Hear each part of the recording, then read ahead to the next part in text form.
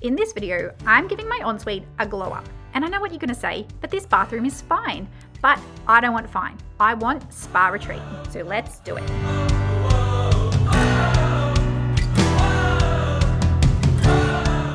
I built this house 6 years ago, and when we built the house, I decided on putting in a really bold floor tile, and I still absolutely love the bold floor tile. We also decided to tile from the floor to the ceiling, which does limit a little bit about what we can do in this space in terms of adding details. And it's a lot of work to change out the tiles, so we're not going to be changing anything when it comes to the tiles. I'm simply going to be adding a few little details that I can to make it feel a little bit more spa inspired. What I'm going to be doing is I'm going to be adding a picture frame molding to the mirror. So I'm going to use a Tasmanian oak timber that is then going to sit around the outside of the mirror. That's just going to give it a little bit more of a luxurious feel. I'm also then going to be adding timber to the ceiling. I'm then also going to add a heated towel rail here on this wall. So that is going to get attached to the tiles. And I'm going to add in a couple of statement lights on either side of the mirror. Now, those things do need to be installed by a professional electrician and a licensed electrician, and I'm not going to be doing those DIY. So I'm going to get someone in to install those.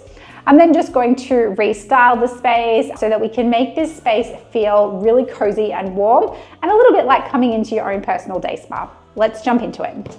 Okay, so I'm going to start off by getting the first board cut down to size. Now, when it comes to these boards, they're obviously quite long, and so I'm not going to be able to do the whole cut in one. So what I'm going to do is measure it, mark it, cut one side with the saw and then turn it around and then cut the other side. So we've got a clean cut all the way through.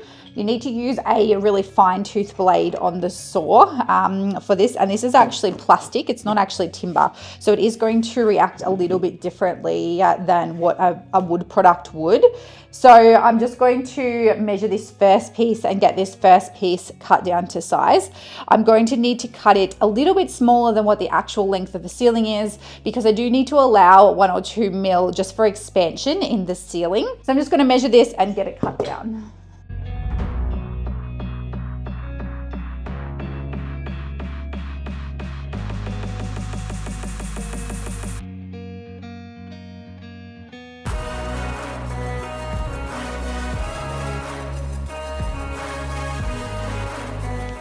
Okay, so now that I've got this first panel down to size, I need to cut the edge strip down to the same size, because what we're going to do is use this U edge that's going to go on the ends so that it's going to sit nice and flush with the wall and have a nice clean look at the end.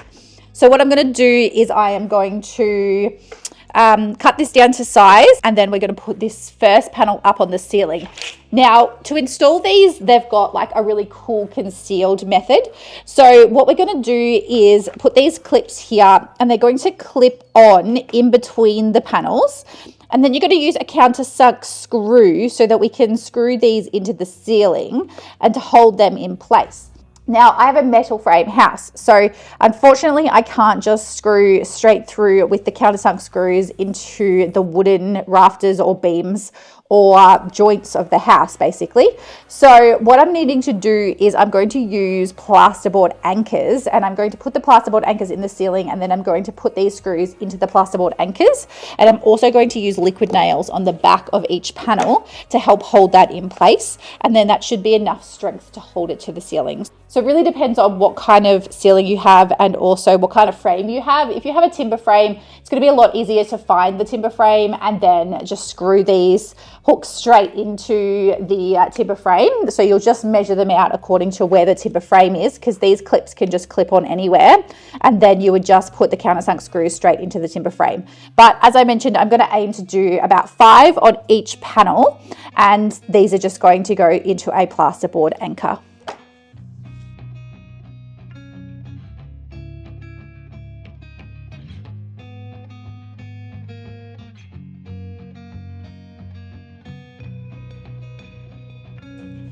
So this is my husband, Nick, and he's going to be starring in today's video because he is going to be helping out install these panels to the ceiling.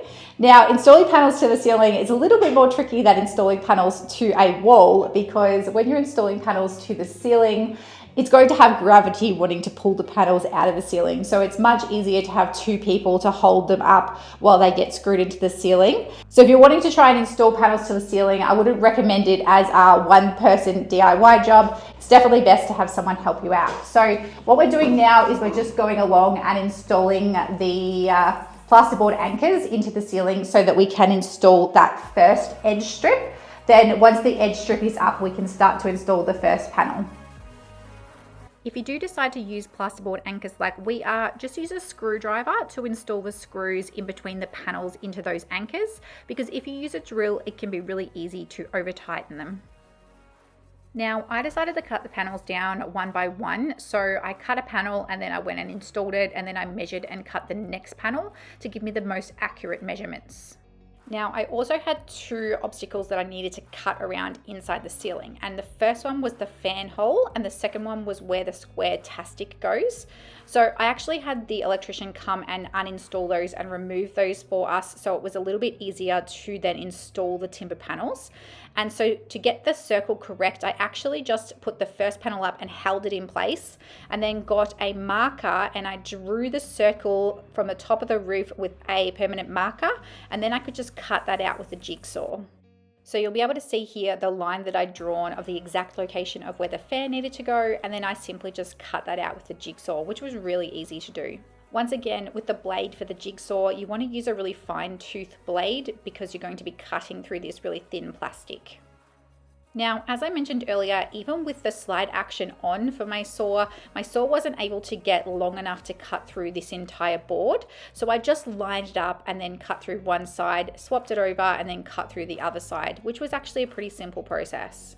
This clipping system is actually one of the best systems I've seen, so that you can avoid having any nail holes or anything that you're going to have to fill where you have to damage the panels by installing them. You'll be able to see a little bit more up close here how easy that installation process actually is. Now, for the light hole in the middle, I just did the same thing. So this was a square shape, and so I just measured out with the marker and then cut out the square so that it was going to fit perfectly around that square, and then the electrician can just reinstall that light there. Now, if you really don't want to remove the light and then reinstall it, you could actually cut, measure, and install around the light. It would just not be quite as clean a finish, but definitely easily doable. So you would just measure where you need to cut it, and then install it straight around the light. Now, these panels are actually a relatively new product, and I haven't seen a lot of them used on ceiling applications. In fact, it was really hard to find any examples of DIY where these had been used. So I'm really hopeful that this video will be helpful for you if you do decide to have a go at installing these panels DIY. And of course, I'll link all of the products that I've used down in the description so that you can find the exact products I've used if you want to try and replicate this in your own home. The other thing is, if you've never used power tools before and you would like to learn the basics of power tools, I have two amazing power tool courses. One which is going to teach you the basic power tools, and then the other which is going to teach you the more advanced power tools.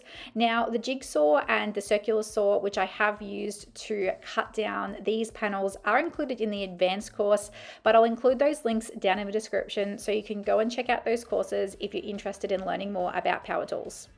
Now, when I got to the end, I did have to cut the last board down to size lengthwise, and so I just used the jigsaw and I used a straight edge to cut all the way along and then install that last panel.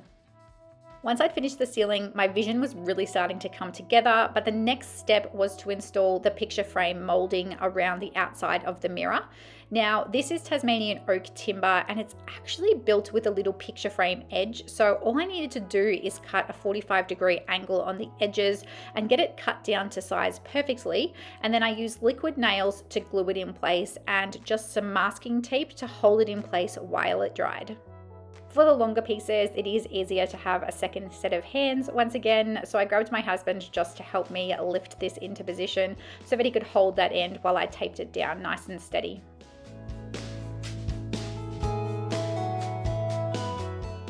Once it was all dry, I was able to come in and remove the masking tape, and then I needed to fill all of the little holes. So because I didn't nail it in, there was no nail holes that I needed to fill, but there was a few little holes in the joins where it had slightly moved overnight, and I just wanted to make sure that those weren't going to be visible. So I added a little bit of wood filler into those cracks.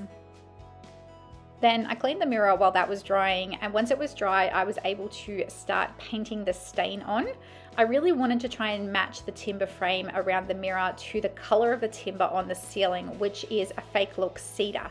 But in order to get a similar yellow sort of undertone, I went with a yellow oak stain over the top of the Tasmanian oak, which really kind of brought the warmth out of the timber. And then I got to style, and I'm such a sucker for greenery in styling. I absolutely love adding greenery. So I added a plant in the corner, and then another little plant on a trinket tray in the middle, a new bath mat, and some stunning new towels. And then I decided that I needed to give the inside of the cupboards a clean out, because the outside of my bathroom was really now starting to have that spa vibe, but the inside was not giving the same vibe. So I got everything out of the cupboards, and then it was time to get organized. I headed into Bunnings to get a range of different size containers. I like to use different sizes and colors to add a little bit of variety, and also because you're not sure what you're going to need to fit in what size container. But it's amazing what a little bit of organization can do. Look how much better this cupboard looks. So then I had to do the same thing on my husband's side. I got everything out of the cupboard. I used the same storage containers and then put everything back together so that it all looked neat and tidy. So now, let's take a quick look back at my bathroom before its glow up. And then let's see what it looks like now that it has its new vibe and feels a little bit like a spa-inspired retreat. I absolutely love how it turned out, and the timber on the ceiling has to be my most favorite part because the warmth it adds to this space is spectacular. I'd love for you to leave a comment and share with me, would you ever add timber to your ceiling? And don't forget to hit like and then subscribe so that you can continue seeing all of my fun and informative DIY videos. Here are 4 of my favorite DIY transformations that you can choose from to go and watch now.